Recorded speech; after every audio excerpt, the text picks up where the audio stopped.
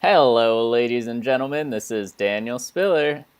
And this is Preston Willet. You're listening to the Flop Podcast here. We've got a lot of stuff coming up, but real quick, Danny, take it away.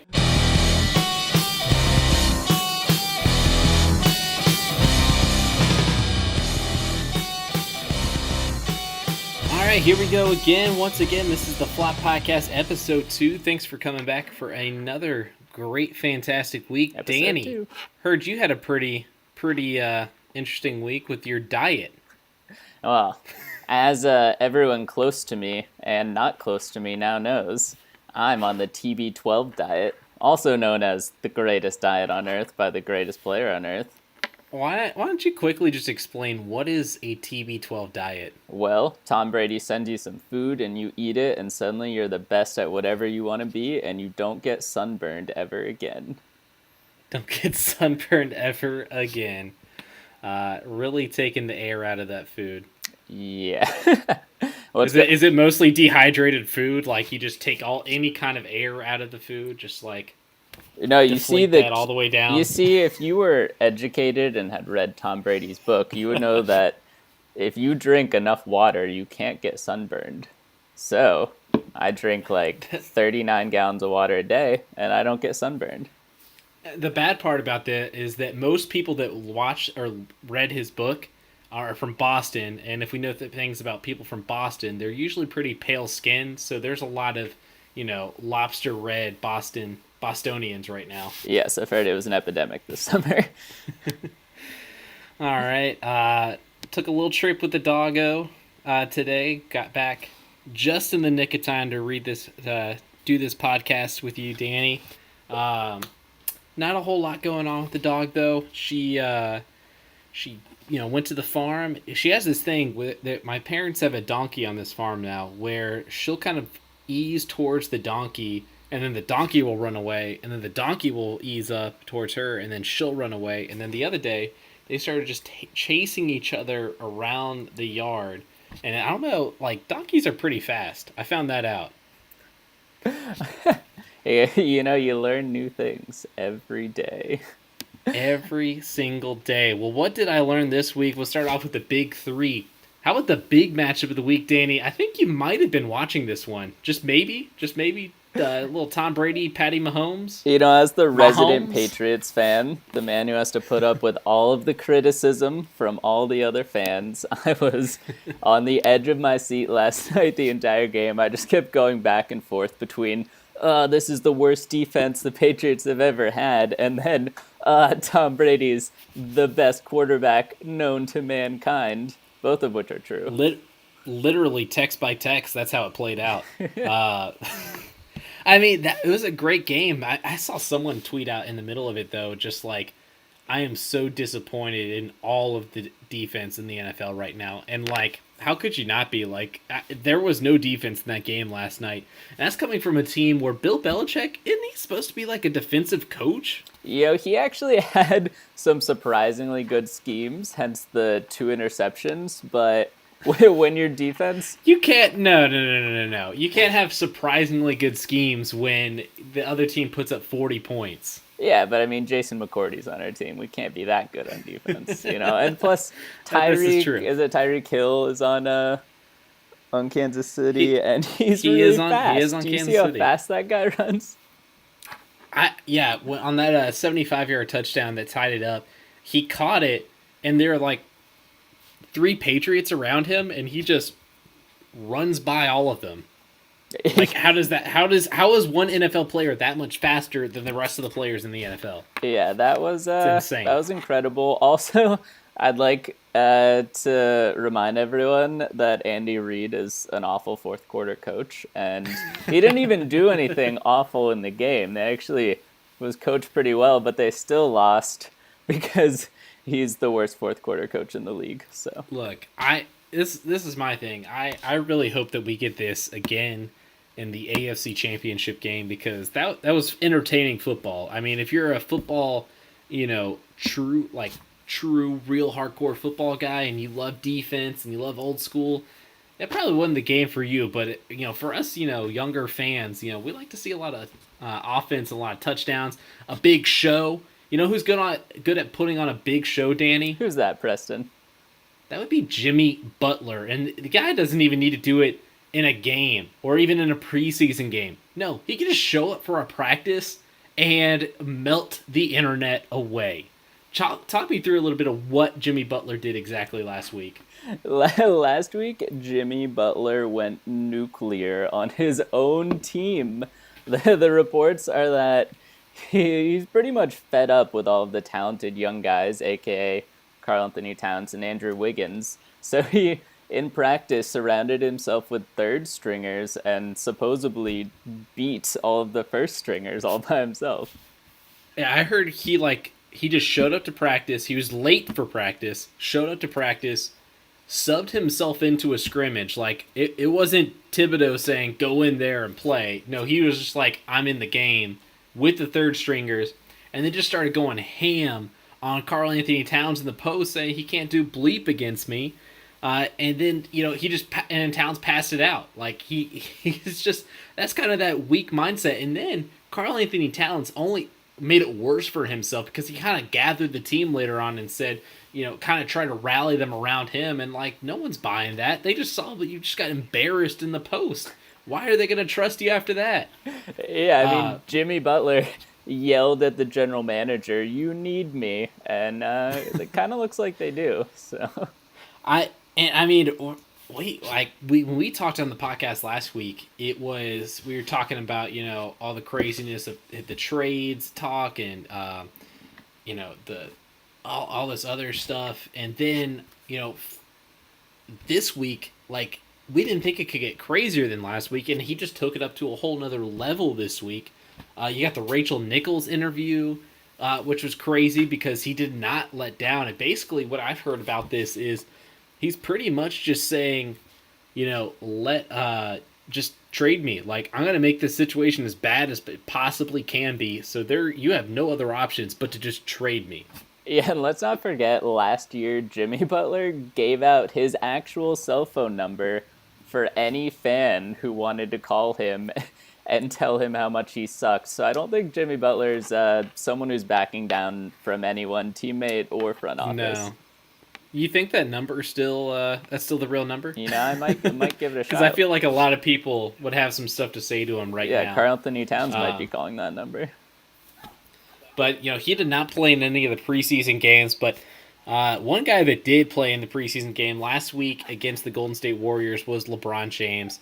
And just let me tell you, I think they went 2-0 against the Golden State Warriors last week, so that clearly means the Lakers are the better team. They are the best team in the NBA now, by default. Am I right? That's how preseason works. You beat the champs in That's how it works. preseason, now you are the champs. Yeah, they didn't defend the title, so, now the Lakers are the best team. That shot, when he caught the ball just past half court, and he took that dribble, I was like, that shot's going in. That's money already. I can just tell. And he just stares it down. He stares the shot down. And it's nothing but net. That's a money shot right there. And then the other one, the spinning and getting fouled, that's just vintage LeBron. Yeah, he's in mid-season form in preseason, so he looks ready to rumble. We're going to talk more about LeBron and the Lakers coming up. But first, just a couple more quick hits from the NFL week and what happened. We had Literally Odell Beckham. Hit. What's that? Literally a quick hit first. Literally, we had Odell Beckham Jr. punching an air conditioner in frustration. That's a new one. Which one was worse? The air conditioner or the kicking net? I'm gonna go with the air conditioner. Who punches an air? What did that air conditioner do to him? The air conditioner is there to help you, bud. Just accept it, bro. We had something else that stood out to me is Danny Amendola got tackled, and when I say tackled, I mean he got literally picked up and then body slammed to the ground, which reminded me of me trying to play football when I was younger. It was brutal, but are you just putting this in there just as a reminder to Danny? If you leave the Patriots, you're just gonna get smashed. He knows what happens to expats. He knows they just wither away and die in the NFL. speaking of withering away and dying, like that was an awful ball that Conor McGregor threw. Like, he had a bad fight the other week, but I don't think it gets much worse than that throw. Like I am watching it right now as we speak, and I can't even describe it. Like, what kind of throwing motion is that? Who throws like that? In fairness, he's in a suit. It's kind of hard to get optimal motion, but that was really No, bad. you put your fingers around the laces at least. Like, there was nothing there. He just didn't. It's like he'd never touched one before. Maybe, I don't know. Maybe he hadn't, because they don't really play football over there. But He's got that Matthew Stafford form. the little slingshot sidearm throw. Yeah. I remember when people said Matthew Stafford can throw any throw in the NFL, and just because you can throw any throw doesn't mean you should, Matthew. Doesn't mean you should.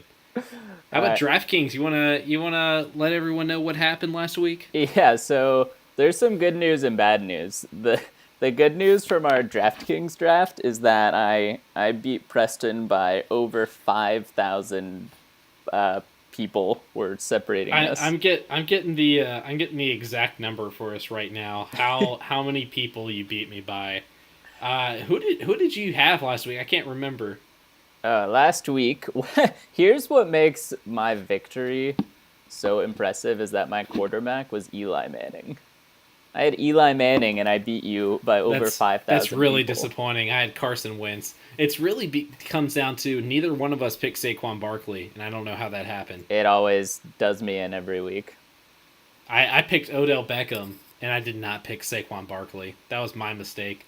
The exact number that you beat me by, 5,260. I do want to remind people, that was my first time. So, 71,232nd place. That's not that bad. It's not that bad, right? Yeah, it's all right. I mean, I finished in basically 66,000th place, which is pretty awful. I feel pretty bad about myself. So we should move on.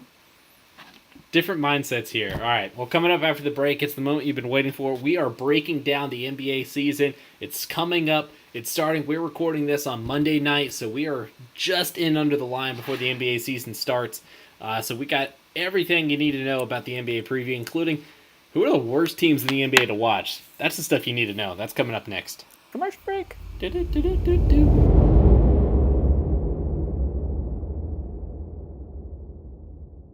Alrighty, welcome back to the Flop NBA preview. We've Another great commercial break. I hope you enjoyed that commercial by Insert Company. Insert could be you. What a pitch.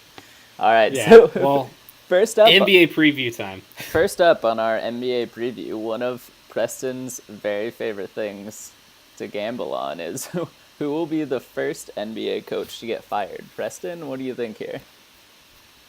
I got a couple different theories here. I think my favorite one is Tom Thibodeau, just because, like, it is a dumpster fire up there right now in Minnesota, and, like, I could just see, like, I can so clearly see he doesn't want to be there that long. He doesn't want to be there for the long term. And so why not just make my job as hard and difficult as it can be? He's also, the president there. Like, he's also in charge of roster decisions. So he's only making this worse for himself. And I could see this just kind of spiraling and tumbling down in front of his eyes. Another one that I was thinking of, maybe not fired, but maybe just Lee, is Doc Rivers. Like, how much longer is that guy going to stick it out in L.A.? He does seem kind of tired. He seemed tired in Boston. How many times can you put a $20 bill in the ceiling to inspire people? At some point, you just kind of get tired of these gimmicks. So, yeah, I just don't see how much longer that can go on. Another one, we talked about them last week, but the Wizards. Like, that is an entertaining team just because you know it's going to be bad. You know it's going to get bad real quick. So how long is Scotty Brooks going to hang on there? Like, Scotty Brooks has had his chances in the NBA. I don't know if, like, he can really hang on that much, especially with all the drama that Dwight Howard brings to a locker room. Yeah, so my kind of dark horse fired coach of the year is Alvin Gentry of the New Orleans Pelicans. I think That's not a bad call. I think if you have Anthony Davis and they're not better than they were last year, which they're not going to be, then he's going to be in hot water.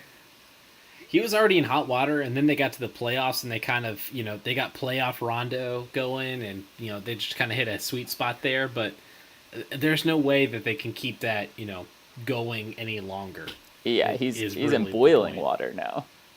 Boiling water. Celsius. Yeah, but how about this one? First star to get traded. I know Jimmy Butler is probably the one on everyone's mind, but is there anyone else that you think might, be destined for somewhere else? Yeah, I think Damian Lillard has the potential to get traded. That's another team where they're kind of just hitting the exact same brick wall every year. So it's almost just a matter of maybe they're going to try something different and ship him out of Portland. Maybe. I mean, and here's the thing, because I don't know how many teams would want CJ McCollum and actually give you a good return for CJ McCollum. But Damian Lillard, I feel like you could get a good trade out of that. I mean, I'm sure the Phoenix Suns have been calling before Ryan McDonough, got fired last week. I think they really want a point guard, so I could see that as potential fit. Other than that, I mean, there's maybe a couple other guys. Obviously, Jimmy Butler.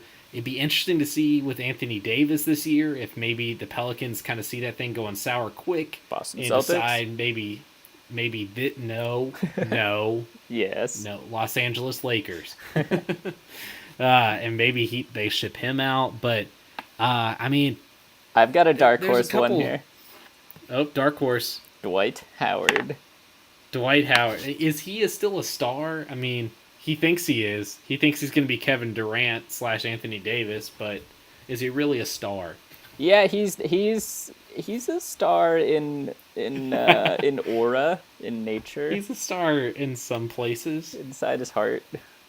It'd also be interesting just, bringing up, older big men, Marc Gasol with the Grizzlies. I mean, if the Grizzlies start going south again this year, is it time to kind of jump ship on Gasol? A lot of talk about him last year. Also, Mike Conley on that team, maybe he gets shipped out. So some guys that maybe if, the season doesn't turn out the way they think it will, maybe they get traded. Also, you forget, but Blake Griffin's still in the league, and he plays for the Detroit Pistons now, so maybe he gets traded. If anyone, if the Detroit Pistons could get any team to take Blake Griffin's contract, that would be... I'd be so impressed with that. Well, we said the same thing about the Clippers, and guess what they did? They found the Detroit Pistons. So, those matches are out there. They're out there. How about this? Top three worst teams to watch. The Ringer, they do their league pass draft, but what are the absolute worst three teams to watch this year? I think there's some pretty clear contenders, but who do you have? Do you mean team that I am just I would enjoy watching this team play even though they're going to be awful? It's just going to be bad basketball. No, it's just going to be bad basketball. You don't want to watch any of their games. They're probably not going to be on TV that often, but if they are on TV, you're just not going to watch their games. So we can save you the watch now by just telling you not to watch it. Okay. I'm with you now. Number one for me then is gonna be the Atlanta Hawks. I thought about the Hawks, but I'll let you keep going, and then I'll talk when it's my turn. Number two for me is gonna be the Memphis Grizzlies. And number three for me, probably the New York Knicks. They're not going to have Kristaps for most of the year, so I'm not really trying to watch that team play. Yeah, that's a good call there. I was thinking Atlanta Hawks at first, but the only reason why I wouldn't say them is because of Trae Young. That guy's fun to watch. There's no doubt about it. They also fun to watch. They have Jeremy Lin. I made a mistake. That dude's always fun to watch. You made a huge mistake. Yep. Jeremy Lin on the team. Must-watch basketball. Lin's sanity is back, baby. So I wouldn't say the Hawks. I would say the Charlotte Hornets, and I love Kemba Walker. I think he's entertaining too. But talk about a team with no direction right now and spending a bunch of money on, not great players. Like Nicholas Batum is their highest paid player. Tell me where that team is going. Are they even going towards a playoff spot, or are they like packing it in for next season? I can't really tell what that team is doing. The Detroit Pistons, I don't really want to watch that basketball because Blake Griffin and Andre Drummond is just a front court like nightmare. Like, what do you do with that? They can't play in today's NBA. And then probably one of the other ones I would have, I do like the Grizzlies pick. That's good. The Knicks pick I like too, but I'm also kind of interested in Kevin Knox for the same reasons with Trae Young. I just see a lot of potential with them. But the other team that I would say is probably this either the Sacramento Kings or the Orlando Magic, because there are two teams that just don't seem like they really have a direction right now, and they don't really have any players that I'm like, I gotta watch that guy. Like, I don't have to watch, Aaron Gordon, break a bunch of threes. I don't need to watch that. Yeah, the only thing I know about the Orlando Magic is that Dwight Howard used to play there. So they ceased to exist once Dwight Howard left. But if anyone has a plan for their team, it's Michael Jordan. So that plan is probably to trade Kemba and further descent into the abyss. I think we fully figured out that Michael Jordan has no idea what he's doing as an owner or any kind of front office role. We skip on down to probably our favorite, one of our favorite things, the Dark Horse Contenders, the Katy Perry Dark Horse Contenders, brought to you by Katy Perry. Katy Perry will be sponsoring our next commercial break. It'll only be Katy Perry and Dark Horse.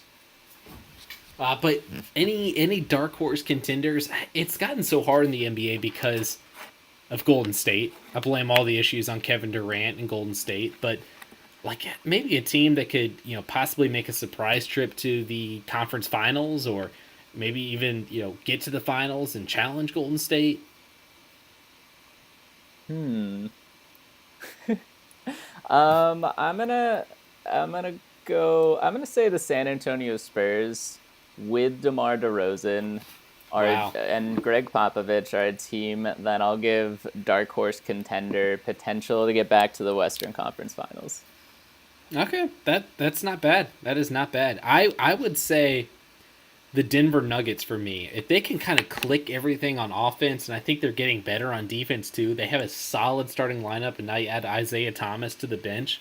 I think that's a good team for this year, and they can make a lot of noise. And who knows, maybe they get a couple wins early on. They beat the Rockets. Maybe if the cards fall their way, they can make a lot of noise in there. I don't foresee it happening, but I think they could be the team that makes some noise in the playoffs. On the other side, I'm gonna throw them out there because I love them. I love Giannis. The Milwaukee Bucks. Like, tell me that team can't at least get to the conference finals, play the Boston Celtics, and at least give them their a challenge and maybe beat them. I'm gonna tell you they can't do that. I wonder why you're telling me they can't do that, without a doubt. No, the team's good. They've Toronto and Philadelphia and Boston are all going to be, I think, are all better teams than Milwaukee. They're going to be good, but who has the best player in the Eastern Conference right now? Don't tell me it's Kawhi Leonard. Toronto it is and Giannis. Boston and then Philadelphia. No, it is Giannis Antetokounmpo. Guy is one of the top players in the NBA, and I think he's only going to get better this year. Maybe a little, more chemistry with Eric Bledsoe and Chris Middleton, Thon Maker, making some things happen. Who knows? Who knows, man? Yeah, if we're gonna go East, dark horse, then I'm gonna go with the very dark horse of the Wizards, because there's a lot of talent there, and if certain players manage to stay in shape and not eat a full bag of candy every night, then I think they might be pretty decent. There you go. All right, playoff predictions. How about top 4 seeds first? We won't do the whole 8 seeds things because we don't have time, and frankly, we'll probably be wrong at the end of the day, so it doesn't really matter what we say right now. But top 4 seeds, we'll start off with the Eastern Conference. I've got, personally for me, I'll give you some time to think, because I know the number 1 in the East is going to be a little hard for you to figure out. But I've got Boston. I've got Toronto, I've got Philadelphia, and I've got Milwaukee. Those are my top 4 seeds right now. That's I think that's pretty consensus top 4. I'm gonna go Boston, Toronto, Philadelphia, and the Washington Wizards. No, okay. Some people believe in the Wizards a little bit more. Maybe it's that Austin Rivers there. Who knows? He always tells me. Another team I could see sneaking into that top 4 is the Indiana Pacers, just because I think Victor Oladipo has changed them into a different kind of team. He's actually made them, I would say, even, maybe even better than when it was just Paul George there. I'm not saying Paul George with David West and Roy Hibbert and Lance Stevenson and George Hill. I'm just saying when it was just Paul George.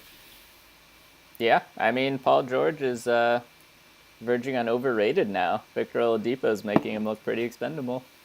I think the Pacers won that trade, that's for sure. All right, and then the Western Conference, I've got the Warriors. It pains me to say, I know the Lakers right now, they hold the 2-0 edge over the Warriors, but, evidently preseason basketball does not count towards the regular season record. So I'll go Warriors, I'll go Rockets. After that, that's kind of when it gets a little bit challenging, but I would probably go with probably the Thunder. I think they will be a little bit better this year. And after the Thunder, I would probably go with the Lakers. I think the Lakers are the 4th best team at worst. All right, we're going to have different top 4 here, so this is exciting. I have Golden State 1, Houston number 2. I have the Utah Jazz number 3. You did it. And I have the San Antonio Spurs number 4. That's very different. Give me why you got the Utah Jazz so high first. The Utah Jazz are an excellent defensive team. Donovan Mitchell's going to be another year better, and they don't take any nights off. I think they're going to go a couple wins more than people think they are. They'll be interesting. I really liked what I saw in the playoffs last year from them, but can they keep that up? That's a question that I have. I think they're going to come into a problem at some point where teams are going to key in on Donovan Mitchell, and who else on that roster is going to step up and become a consistent scorer for them? Rudy Gobert is not that guy. Ricky Rubio, maybe. Joe Ingles, perhaps. Derek Favors that we've been waiting for years now. I don't think so. I've got the Thunder there right now, just because I think another year, Paul George and Russell Westbrook kind of learning together, and the biggest thing, they don't have Carmelo this year to deal with, so that's going to give them a lot more freedom. I like Steven Adams as kind of their defensive cog in the middle. I think they'll just have a really good regular season. Now, once they get to the playoffs, I don't think they'll do that well, but I think they'll have a really good regular season. And then, I mean, how could you doubt the Lakers, Danny? Like, Brandon Ingram's already the next star in the NBA. Yeah, I mean, Brandon Ingram's, a top 3 player all time at this point, so it's going to be close. tough. He's just right behind LeBron. That's it. Yeah, but I think Carmelo's on the verge of being the equivalent of the Madden curse in the NBA. So it's going to be good to see what happens to Houston this year and if he curses them as well. That'll be the real test. If he can also curse Houston, then that'll be the real test, and that'll be the real key there. How about your finals matchup? Who do you have? I think it'll be the Boston Celtics and the Golden State Warriors in the most boring pick of all time. I mean, I'd hate to say it, but I'm probably going to have to agree. Like, right now, I don't think Boston is that head and shoulders above the rest of the Eastern Conference like a lot of other people do, or like the Warriors are above the Western Conference, but it's the safe pick right now. I'm a safe guy. I wear my helmet when I'm on a bicycle. I put my seatbelt on even if I'm driving down the block. I'm a safe pick guy. So it's got to be the Boston Celtics and the Golden State Warriors right now. And I would take the Golden State Warriors in, I would say 6 games. 6 games, Golden State Warriors. Boston Celtics in 4. In 7. In 8. Someone's getting a little too cocky over there in LA. All right. Next up, MVP prediction. This is going to be a really interesting MVP race. Obviously, you can take out Steph Curry and Kevin Durant because no, you're not winning it. James Harden won it last year. I don't think he'll win it again. Russell Westbrook probably not going to win it. So you could just start eliminating a bunch of guys, and then who's left? This guy LeBron James over here, he might be pretty good. He might be the best player in the NBA and should have won it every single year the past couple years. I don't know. Maybe that's just me. I mean, LeBron's in a good place to win it because he's got a great story behind him, and he's in Los Angeles. You could make the case that they're the fifth or sixth best team talent-wise, which means that if they overachieve and finish second or third, there's a really strong case for him to win the MVP. As I stare at the Derrick Rose poster hanging in my man cave, it's so clear. Like, narrative matters. And it was the same thing with Derrick Rose. Was he the best player that year in the NBA? No. But what did LeBron just do? He left and went to the Miami Heat. And Derrick Rose was this young gun, up and coming, leading the best team in the Eastern Conference, the Chicago Bulls. So it's all about narrative. And with Steph Curry, when he won, it was. With Kevin Durant, pretty much everyone. If Anthony Davis leads the Pelicans to a top 4 seed, I can see him getting it. If Giannis Antetokounmpo leads the Milwaukee Bucks to a top 3 seed in the Eastern Conference, I can see him getting it. But yep. I think if LeBron James just has a solid season with the Los Angeles Lakers, then I think it's his to lose. Yeah, I think the dark horse contender for me is Kawhi Leonard in the East. New team. They get the number 1 seed. Yeah, and he's got a lot to prove, so he's gonna be motivated to do it for sure. But let's break down a couple of little storylines real quick here. The Boston Celtics. No, we're not going to talk about Brad Stevens for 20 minutes, Danny. I'm sorry, we just don't have the time. There's no time. There's no time. But I will allow you though. You know that's what I live for. Talk about Tom Brady and Brad Stevens for years. But I will allow you to tell me a little bit about Jaylen Brown because he had a pretty impressive playoffs last year and maybe a little bit more of an impressive offseason. Jaylen Brown is widely known as one of the more interesting players off the court. And he's living up to that legacy this year by learning Arabic casually in the offseason. With the goal of learning, as he puts it, multiple foreign languages. So I'm impressed. Color me impressed. Color you impressed. I'm impressed too. I was thinking about it the other day. I was just like, how would you even start to learn a language like Arabic? Like that's got to be pretty tough. I took a bunch of years of Latin, and I feel like, it's a dead language. So how am I supposed to even learn this if it's dead? Like, you can't bring something back to life. You also learned some Italian, if I remember correctly. I took one class of Italian that was good, and then the other one might have been my worst class ever. So we'll just leave that where it is. And I probably forgot all the Italian that I learned, so it doesn't even matter anyway.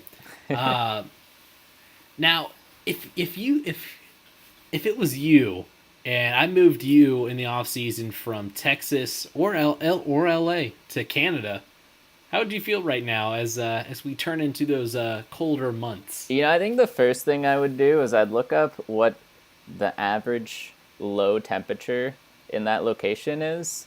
And I think I'd see that in January, the average low temperature is 19 degrees, and I think I'd be a little angry. It's a good thing for Kawhi that basketball is an indoor sport because he's going to hate himself when he's going outside. He's going to be sleeping in the locker room. He's going to be like, it's too cold to go outside. I won't go.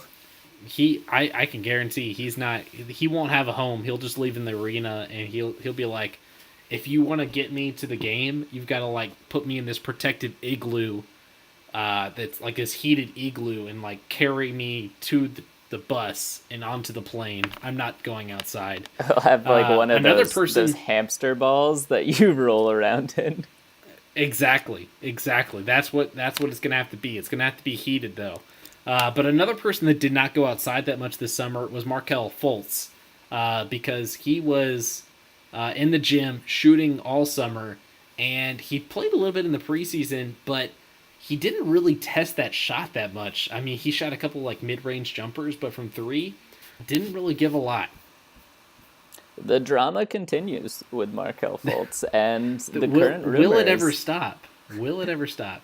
The current rumor is that he's in the position to start games, but then come off the bench in the second half. So I don't quite understand, but I'm excited to see how that works. Hey, I mean, it's hard because you got JJ Redick there, and obviously he's such a talented shooter, and then Markelle Fultz is such a is not at this point. I mean, I've got his stats up from their last preseason game against the Mavericks. Guess what he shot from three? JJ Redick or Markelle Fultz? Markelle Fultz. Did he take a shot from three? Nothing. Nothing. He shot nothing. He shot nothing from three. Philadelphia is really their team is anti 3 points. They are going against the curve. Ben Simmons did not shoot any threes too, but I also just want to point this out. Joel Embiid was 0 for 6 from 3 in that game. He still had 29 points, but 0 for 6 from 3. You know who was 1 of 3 from 3? Mike Muscala. There's a guy right there. That name sounds familiar. Who's even better than Mike Muscala? Bob Muscala, right? Because this guy not only had a burner account where he was tweeting out racist stuff about some other stuff going on in the league, like Jimmy Butler and some other stuff, where to the point where Elton Brand, the new GM for the 76ers, had to come out and apologize and talk about the situation. Mike Muscala himself had to make comments about his father. Like, don't be a dad where your kid has to make comments about you. But, Danny, this was his Twitter handle.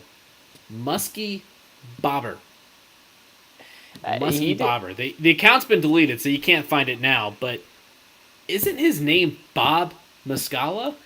Yeah, he wasn't trying to hide this. He wanted to be found out. He was waiting to be caught. He just wanted to be caught. That's what he wanted. He just wanted that. I mean, Muskie Bobber? Like, at least with Colangelo, like, you know, they're a little bit creative with the names. Like, it didn't say, you know, Colangelo in the title. This one says Muskie Bobber, like Bob Muscala. Like, at least try, man. At least try. It's got a good ring to it. I'm going to say it really fast 4 times really quick. Here we go. Muskie Bobber, Muskie Bobber, Muskie Bobber, Muskie Bobber. Wow. Yep. You can't do it. You can't do it. It's just too good. The name's so good, you can't say it 5 times. Yeah, and then you get the Cleveland Cavs here, so, yeah, there's them. Maybe they make the playoffs this year? Maybe? Yeah, I looked up some fun facts about them, and all I could find was that they have the 5th highest murder rate of any city in the country, so, you know, they'll always have that on their side. Shout out to another podcast right now. I don't know if you've listened to Serial before, but Serial is currently doing a podcast in Cleveland about the justice system there and kind of some of the examples it sets through, but there's been a lot of murder trials so far that they've talked about on the podcast. I'll have to check that out now that I've made a distasteful joke about the city. We've talked about the Bucks enough, so we can move on to an even better team, the Los Angeles Lakers. So, what did you take away from just their games against the Golden State Warriors this past week? I mean, it looks like LeBron's ready to run, which is pretty interesting for someone who's historically has the slowest pace in the league on every team he plays on. It's crazy, right? Like, this guy is one of the most athletically gifted players we've ever seen in the league. He's also one of the quickest guys for a guy his size, like 6'8", 250. He's almost as fast as John Wall. Well, he might be faster than John Wall now that John Wall's gained 100 pounds in the offseason, but it's crazy to think that he's played at such a slow pace throughout his career, and now you get to see him actually running, and with these young guys like Brandon Ingram, who evidently his wingspan is still growing, kind of like Michael Jordan in Space Jam, you know, like where his arms just like keep, you know, expanding out. Is that a real thing? Or are you joking? I don't think so. Like, I think his wingspan has been expanding every single game I've seen it. Earlier this preseason against, I think it was the Sacramento Kings, or it was someone where he did not allow the guy to inbound the ball 5 straight times just because his wingspan is that long. He might be Mr. Stretch from the Fantastic Four. Mr. Stretch. There we go. A lot of people call him the Slender Man, obviously based off of that little trend or phenomenon, whatever you want to call it. But on the flip side of those Lakers games, the Golden State Warriors, like, is there even a point to watching the Warriors right now? Well, it's so crazy. We've gone from, when they took the league by storm as the most exciting, Splash Brothers, shooting threes, high scoring, and now no one wants to even talk about them because it's so boring to watch them win every year. And that might be to their benefit, just that no one talks about them, because obviously they got a little bit of locker room drama last year. So maybe if like people just stop talking about them, they can just kind of casually cruise to yet another NBA title, and maybe Kevin Durant will come back and Klay Thompson will come back, and they'll just keep winning. That's what's really good for the NBA. It's just one solid long-term winner. That's what we really have been a dying dictatorship. to have. Yeah, a dictatorship. The dictatorship of the NBA. We talked about the Carmelo curse a little bit. I've actually been pretty impressed with what Carmelo's done in the preseason. He's shooting some threes. He's making a good clip out of them, but not bad yet. Not bad yet. And the Rockets don't seem to be in as bad a position as everyone wants to make it out to be. Yeah, I mean, they lost a couple players, but they have Chris Paul and they have James Harden, and that's the heart of the team, and everyone else just plays a role that they get plugged into. That's the beauty of the D'Antoni system. Absolutely. And who knows? Maybe they're the ones that get Jimmy Butler later, because evidently all the Timberwolves wanted for Jimmy Butler was PJ Tucker and Eric Gordon. So maybe they'll get him later. Who knows? Yeah. You keep talking about the Spurs as your kind of dark horse this year. Why do you believe in them so much? It kind of just seems like, this is one of those dynasties that's just kind of, it's done. It's over. As someone who's a fan of the Patriots, which is built off of Tom Brady and Bill Belichick. They're very similar teams, yeah. This is kind of similar in that it's like the what if Tom Brady left, I get to just watch Pop work his magic. So in my heart, I'm rooting for Pop to go and succeed. I also think they're gonna be better than people think. Last year they didn't have Kawhi Leonard. They made the playoffs. This year they're adding DeMar DeRozan. So they're at least gonna be DeMar DeRozan better than last year. I definitely agree on that point, because you're basically adding a player without subtracting a player. So that's got to work, right? Sounds someone like that's simple just math. Subtracting a player is the Oklahoma City Thunder, and this will wrap up our NBA talk. But no Westbrook, hurt right now. So, I mean, what do you think about the Oklahoma City Thunder? I mean, can they be better this year? And last year is kind of a joke how they just couldn't figure things out. Then they ran into a really hot Utah Jazz team in the first round last year that were just, they're one of those teams that were really well put together against the team like the Oklahoma City Thunder that were just not well put together. Yeah, I mean, the whole thing with the Thunder is that if Westbrook is ever able to channel his athleticism and desire to win into a way that makes his teammates better, they can be a really, really good team.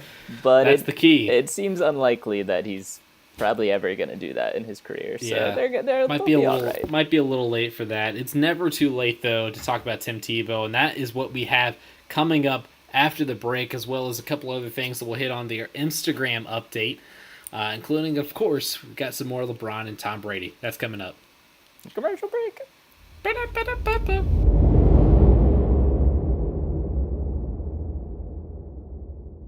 Welcome back after another thrilling commercial break. We are now into our final little wrap-up of the show where we like to hit on a few quick things, including where in the world is Tim Tebow? Honestly, that's the biggest question. We've got to know where Tim Tebow is at all times. Danny, what is going on with the guy this week? Everyone's always asking me in my DMs, when's your next Tim Tebow update coming out? and I'm going to give it to you right now. Just this Dun, dun, past dun. week, he confirmed that he and Miss Universe are dating, and he said that he is blessed to be in a relationship with her. And Blessed. Hashtag blessed. and I was like, wow, it's crazy that he's blessed to be with Miss Universe. What a good perspective he has on life. In the New York Post article about it, they quote him as the Mets prospect. Like, is that what he is? Is that how we know Tim Tebow? That's how I know Tim Tebow. Is he just the Mets prospect at this point? Here's the direct quote from him. I'm feeling great. We're just about 5 months. She's just so special. Her whole family is. I'm getting to know everything about her and her family and background. She also has 4 names, so there's that. I think it's Demi Lee Nell Peters. Hashtag blessed. Hashtag, yeah. I just can't get enough of this Tim Tebow stuff. There's just new content every week. It's incredible. Yeah. It gets even better because later on in the article, it quotes him as author of This Is the Day. Like, they're quoting him as everything but the football player that we all know him as. Blackballed from the league, I'm telling you. Yeah. Lawsuit's coming soon. He needs to file a suit against the league right there with Colin Kaepernick. There it is.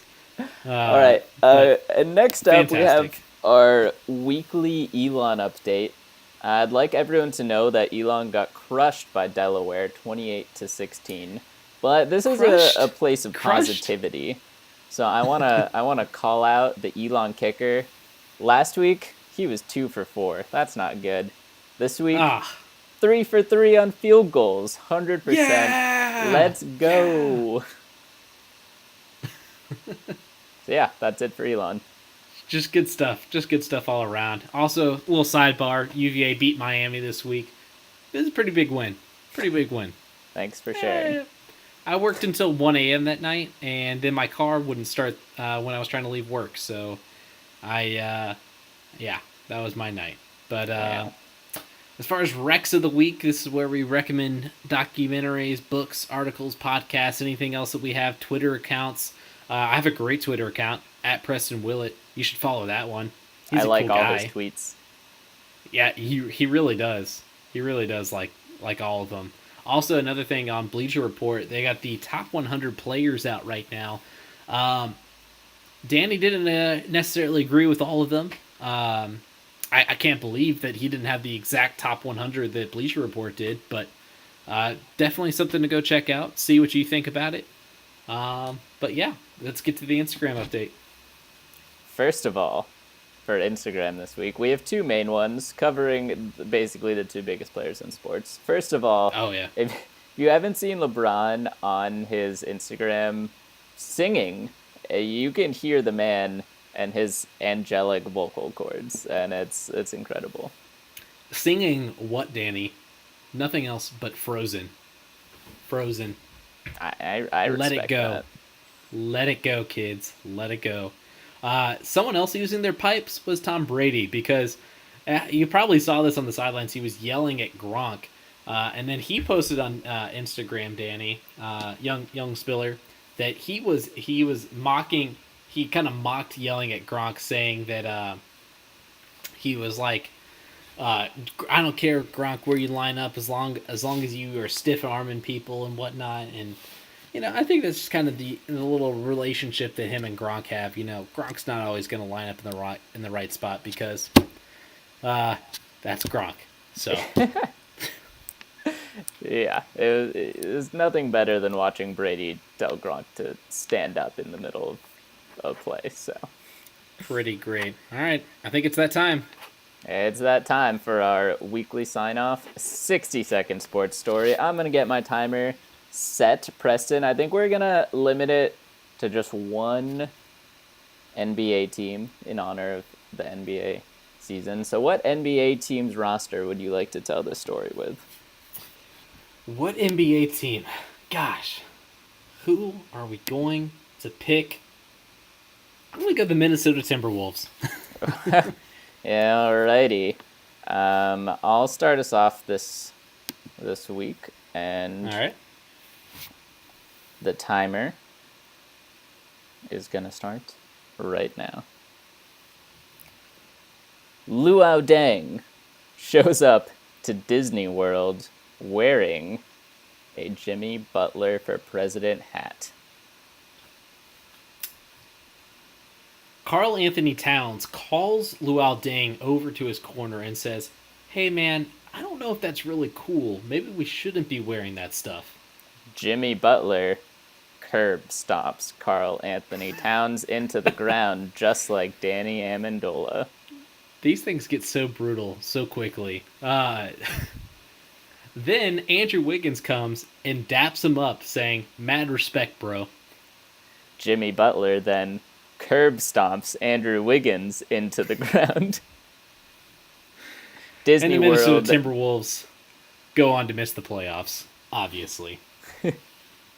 Tom Thibodeau is unhappy. Quick, wrap it up. All right, that's all we have for this week. Thank you again for tuning in, watch, and listening to yet another podcast, The Flop. Yet back here again. We will be back next week with just a little bit more of that sweet tunes from our voice. Sweet tunes.